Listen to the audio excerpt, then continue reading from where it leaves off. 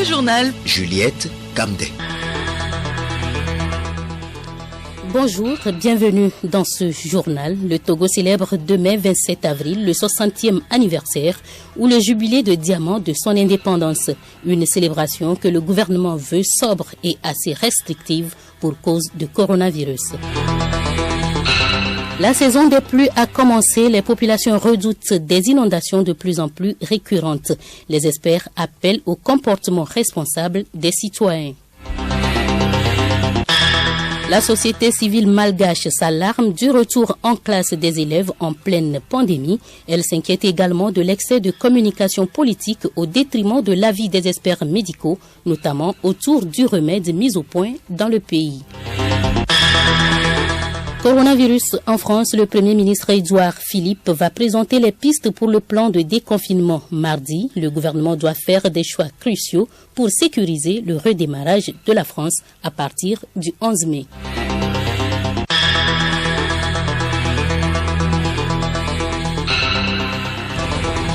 radiolomé.tg. Encore une fois, bienvenue à tous dans le journal. Le Togo célèbre demain 27 avril le 60e anniversaire de son indépendance. Une célébration que le gouvernement veut sobre et restrictive en raison de la crise sanitaire due au coronavirus. Voici à cet effet ce communiqué du ministre de l'administration territoriale, de la décentralisation et des collectivités locales, Bénédicte Kanda. Pour tenir compte de l'état d'urgence sanitaire décrété par le président de la République Faure Essozina Gnassingbé dans le cadre de la lutte contre la pandémie du coronavirus, la célébration du 60e anniversaire de notre indépendance se fera ainsi qu'il suit. Dimanche 26 avril 2020 à 18h. Réanimation de la flamme de l'indépendance par le président de la République. Seuls les présidents des institutions de la République et les personnalités distinguées et invitées prendront part à cette cérémonie dans le strict respect des mesures barrières prises par le gouvernement contre la propagation du Covid-19. La mise en place doit être terminée à 17h30. Lundi 27 avril 2020. Prise d'armes présidée par le président de la République Faure Essozina Gnassingbé au nouveau palais de la présidence. Sont invités à cette cérémonie les présidents des institutions de la République, les membres du gouvernement, le bureau de l'Assemblée nationale, le général de division, chef d'état-major général des forces armées togolaises, les chefs d'état-major des différentes armées et les chefs-corps des FAT. La mise en place doit être terminée à 7h30. Retenez que la mise en place a changé. Elle doit être terminée plus tôt demain à 8h précises. Situation du Covid-19 au Togo ce 26 avril 2020. Les chiffres qui datent d'hier samedi relèvent 96 cas confirmés, parmi lesquels 28 sont actifs, 62 personnes sont guéries et 6 décès. Au total, 5 584 tests de dépistage ont été effectués à ce jour sur toute l'étendue du territoire national.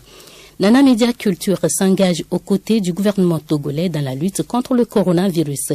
Elle a démarré hier à Lomé une campagne de sensibilisation à travers une caravane qui a sillonné les artères de la ville de Lomé. Il s'agit pour Nana Media Culture de jauger et d'interpeller les populations au respect des mesures barrières.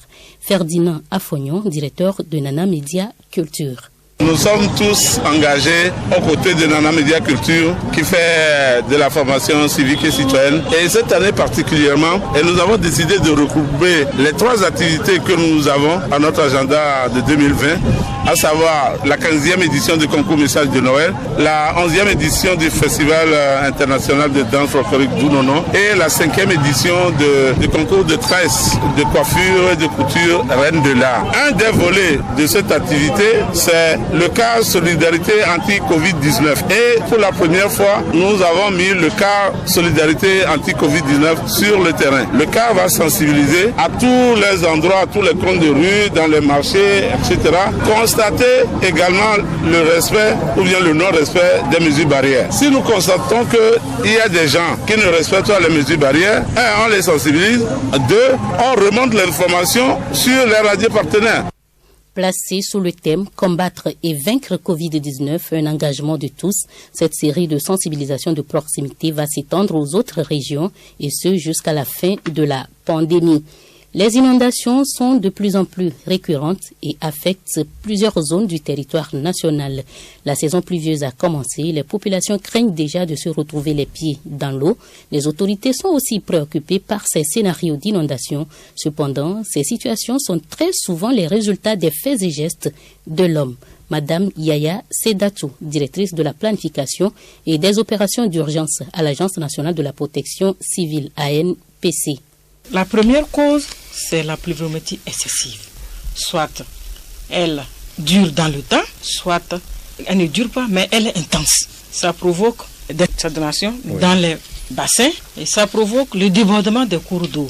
Donc déjà, les zones vulnérables dont on appelle les bassins, c'est-à-dire les plaines alluviales, les bords de cours d'eau, quand cette pluviométrie excessive, elle provoque ces débordements et ceux qui sont aux environs, les populations environnantes, sont impactés par ces inondations. La deuxième cause, le mauvais entretien de nos caniveaux, de nos ouvrages d'assainissement. C'est vrai, la pluie, elle tombe intensivement, elle tombe aussi dans un temps, mais si ces caniveaux-là, les conduits aussi sont bien aérés, rapidement, ce qu'on a prévu, ça conduit vers les fleuves, les cours d'eau qui peuvent nous minimiser la destruction. On ne peut pas aussi minimiser le coût qui va tomber sur nous, mais ça aussi entraîne les inondations dans nos agglomérations. Il y a la dégradation de l'agglomération, qui est aussi une des causes des inondations, puisqu'elle va entraîner les changements climatiques.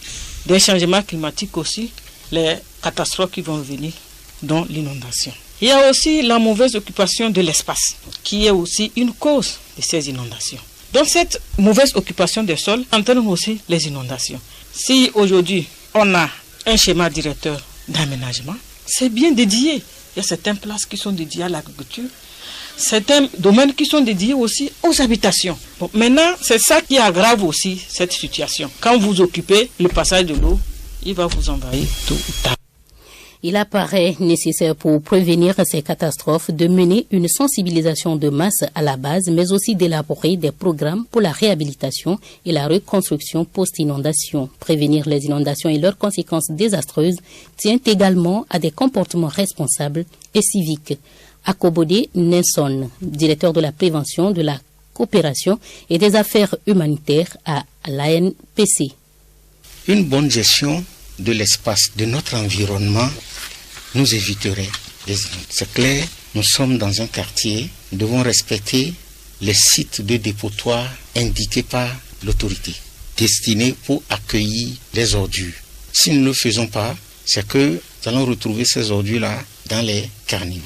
Même si je ne vais pas jeter dans un ouvrage de drainage et que je jette l'ordure à côté de ma clôture et je dis non, c'est à côté de ma clôture, le vent vient emporter, l'eau vient emporter et l'amène dans les canaux de drainage. Et donc, je crois qu'au jour d'aujourd'hui, il y a pas mal de coopératives, pas mal d'unités de collecte d'ordures qui vraiment ne coûtent pas grand-chose par ménage ou par foyer, qui procèdent au ramassage l'ordure. Mais c'est clair, nous devons vraiment nous abonner pour la collecte de ces ordures. Pour peu que ça ne coûte pas grand-chose, on se sacrifie un peu pour éviter les inondations. Et donc, ces dispositions sont là pour faciliter. Je crois que le gouvernement accompagne, appuie, bien sûr, organise ces organisations avec, bien sûr, des dispositions qui sont prises. Au-delà de ça, avant la saison pluvieuse, il faut toujours vérifier son environnement. Est-ce que mon environnement, après la saison passée, n'a pas été affecté? Je vérifie tout. Ma fondation, est-ce qu'elle tient?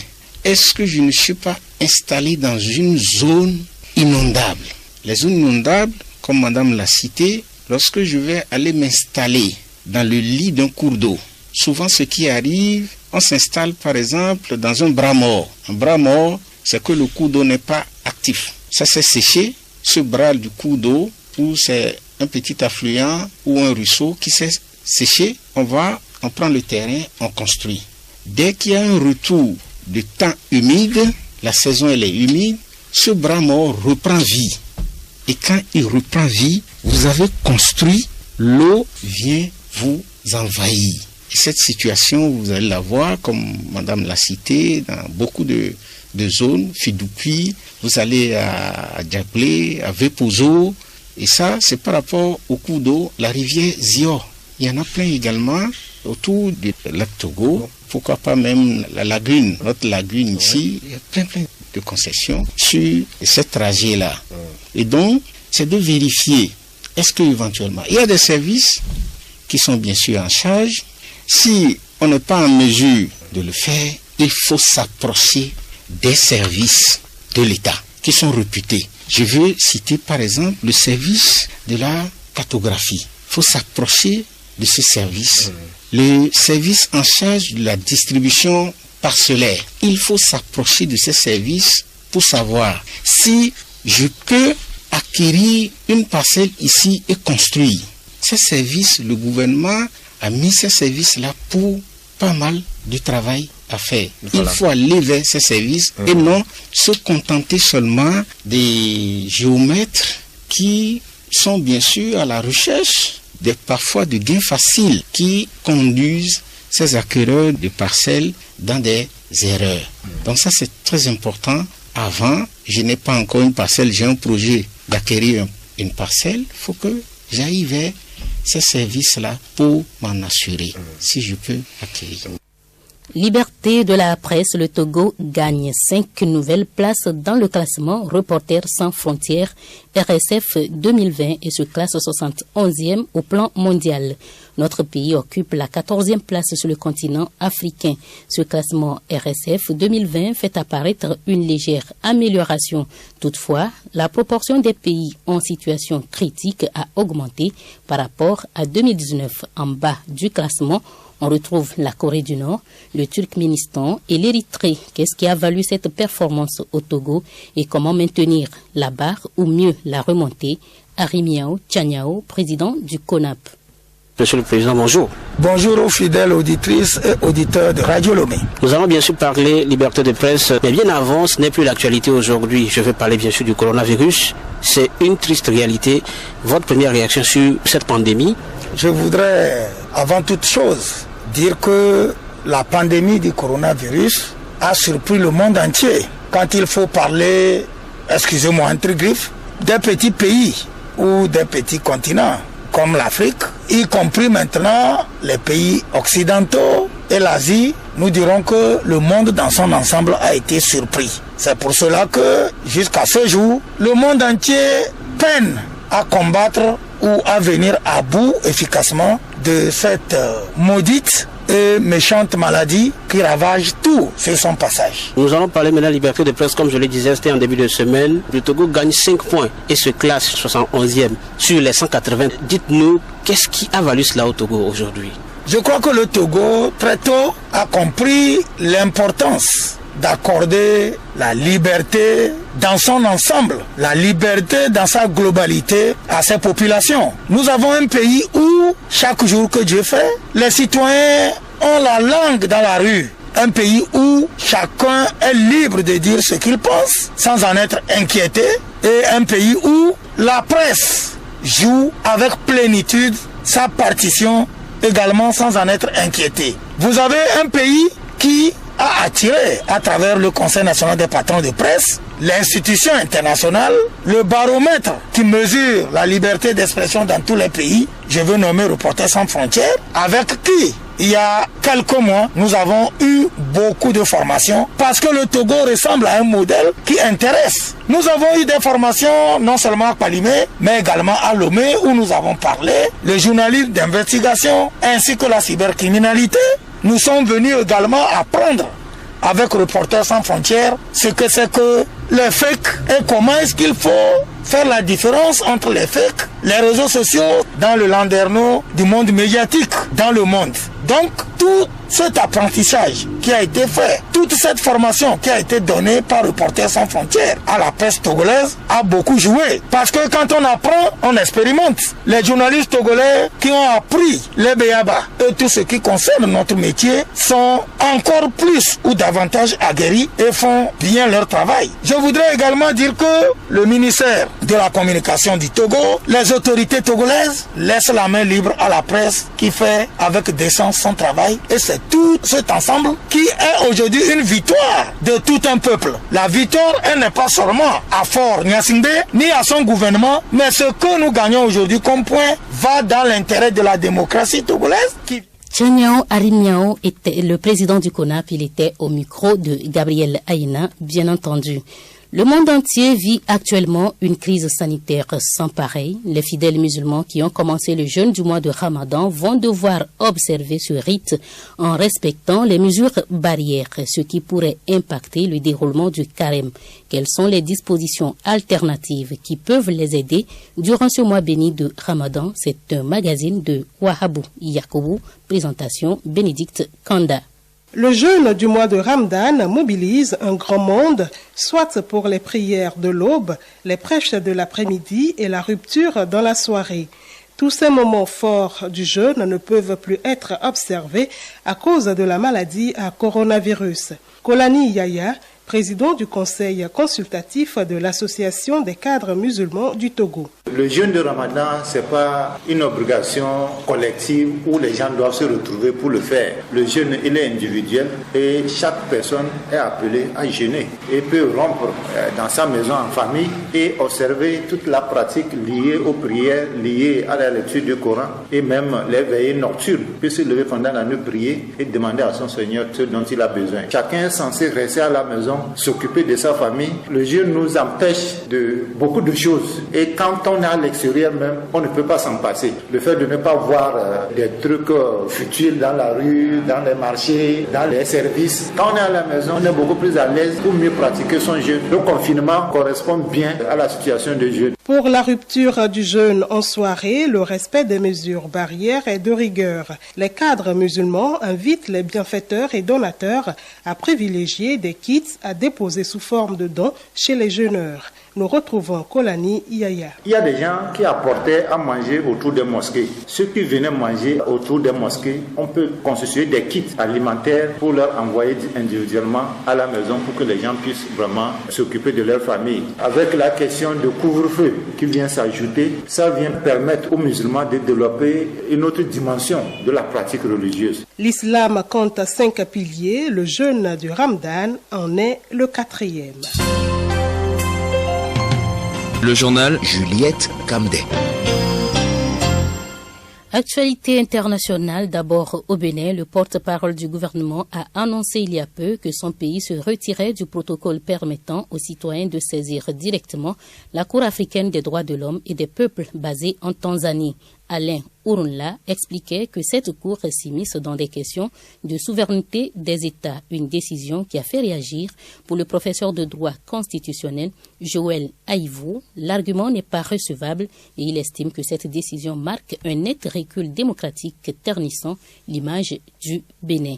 En République démocratique du Congo, le chef de la secte Bundu Dia Congo a été conduit hier avec sa conjointe au centre neuropsychopathologique de Kinshasa pour des examens appropriés. Le paquet s'est adressé à cet établissement spécialisé pour se rassurer de son état psychologique et mental.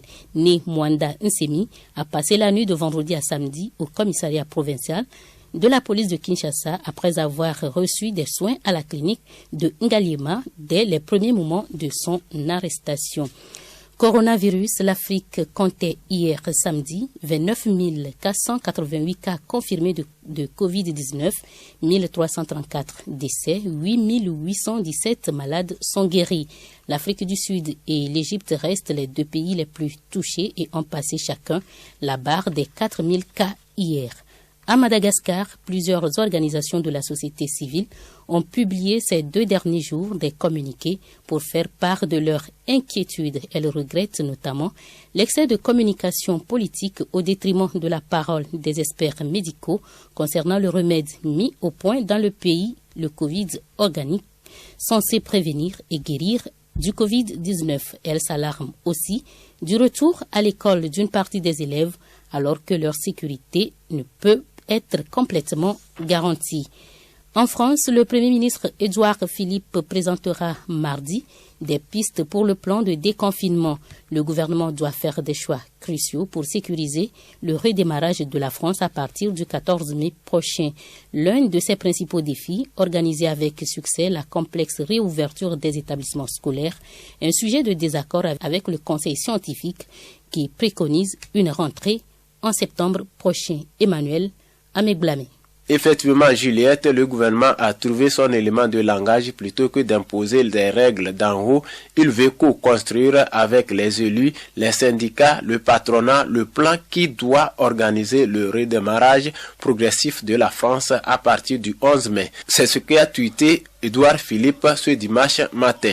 Le Premier ministre doit présenter aux députés ce mardi à 15h la stratégie nationale de déconfinement couvrant la santé, l'école, le travail, le commerce, les transports et les rassemblements. Un débat et un vote suivront cette prestation. Le confinement est en vigueur en France depuis mi-mars pour bloquer la propagation du Covid-19. Selon le dernier bilan hier, depuis le 1er mars, 22 614 personnes sont mortes dans le pays, dont 369 nouveaux décès en 24 heures. Les signaux d'une amélioration de la situation dans les hôpitaux perdurent avec un bilan quotidien de décès le plus faible enregistré depuis d'un mois, 198 entre vendredi et samedi, et une baisse continue depuis 17 jours du nombre de patients en réanimation. 4 725 personnes hier soir. Mais avec la levée progressive du confinement à partir du 11 mai, les questions fusent. Masque obligatoire au collège, au lycée, dans les transports. C'est un exercice d'équilibre auquel le gouvernement doit se livrer pour relancer l'économie sans relancer l'épidémie. Fin du journal, le rappel des titres. Le Togo célèbre demain 27 avril le 60e anniversaire de son indépendance. Une célébration que le gouvernement veut sobre et assez restrictive pour cause de coronavirus. La saison des pluies a commencé, les populations redoutent des inondations de plus en plus récurrentes. Les experts appellent au comportement responsable des citoyens. La société civile malgache s'alarme du retour en classe des élèves en pleine pandémie. Elle s'inquiète également de l'excès de communication politique au détriment de la vie des experts médicaux, notamment autour du remède mis au point dans le pays. Et puis en France, le Premier ministre Édouard Philippe va présenter mardi les pistes pour le plan de déconfinement. Le gouvernement doit faire des choix cruciaux pour sécuriser le redémarrage de la France à partir du 11 mai prochain. Avant de nous séparer, je vous propose de suivre tout de suite la sensibilisation sur le Covid-19.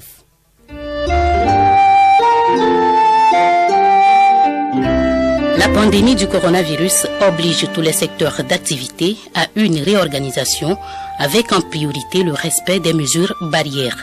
En milieu hospitalier, il existait déjà des consignes et gestes pour se protéger et protéger aussi le patient. Avec le coronavirus, le personnel soignant redouble de vigilance et ne néglige aucun aspect. Docteur Badabaki Nasser, médecin aux urgences médicales au CHU Campus. La situation épidémique liée à la maladie au coronavirus nous a amené à prendre un certain nombre de mesures. Mesures qu'on a définies par le circuit actualisé du patient.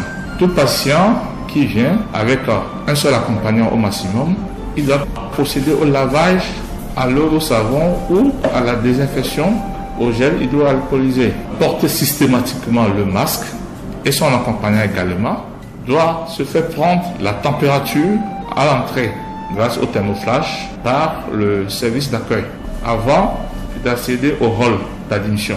Arrivé au niveau du hall d'admission, l'équipe d'accueil composée des gardes malades et des brancardiers lui pose une série de questions. Qu'est-ce qui vous amène? Faites-vous la fièvre? Vous toussez? Vous avez été en contact avec quelqu'un qui a eu à tousser ou bien chez qui on a suspecté ou confirmé le coronavirus?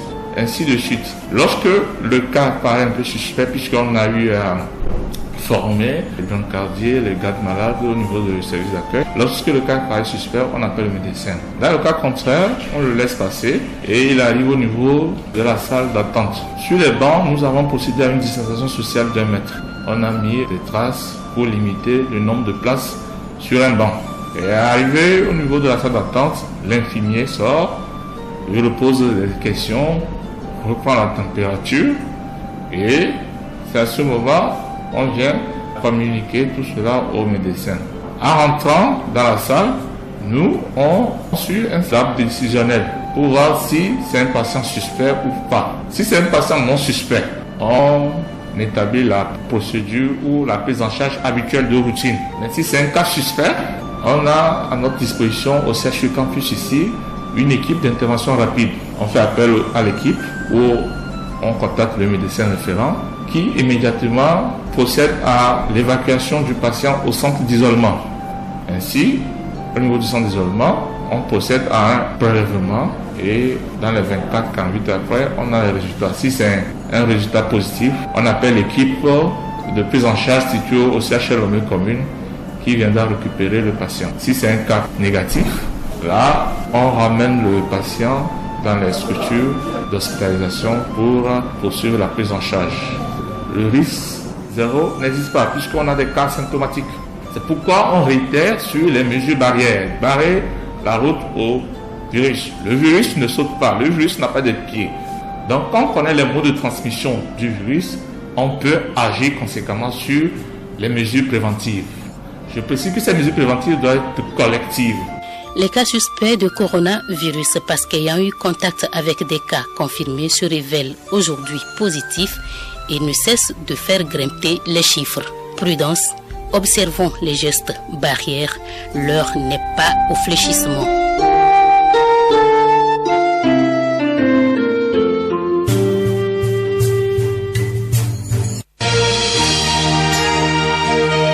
Radio Lomé, boîte postale 434, email radiolomé@radiolomé.tg. radiolomé.tg